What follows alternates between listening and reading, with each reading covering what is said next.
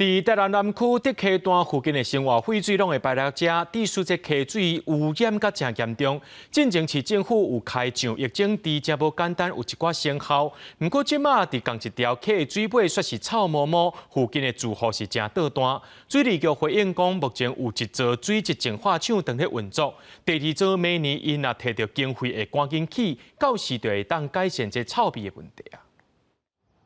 不少民众透早沿日新溪边行路做运动，近来在地民众指控溪水内的土霉臭糊糊。其实这条日新溪因为溪水污染真严重，早前市府已经整治过啊。不过在地住户嘛是怨叹水尾断，每若透风，互因就要挡袂牢。就连边的国小嘛影响到，估计有2万户受害。大家来看厝的拢讲，哦，你这条狗有够臭。做囡仔遮吼，遮是都有热带雨哦，啊，毋过无法度啦，就。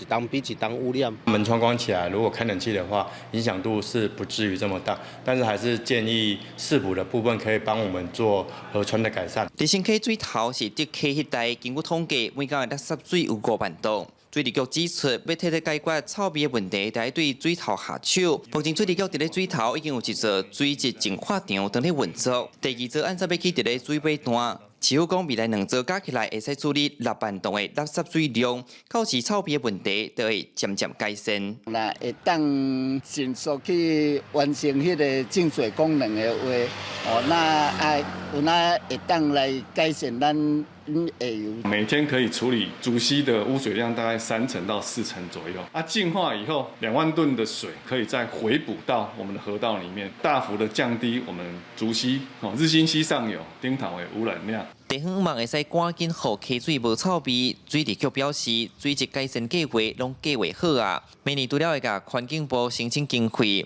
嘛按算办说明会，互住户了解整个工程进度。记者新闻台南采访报道。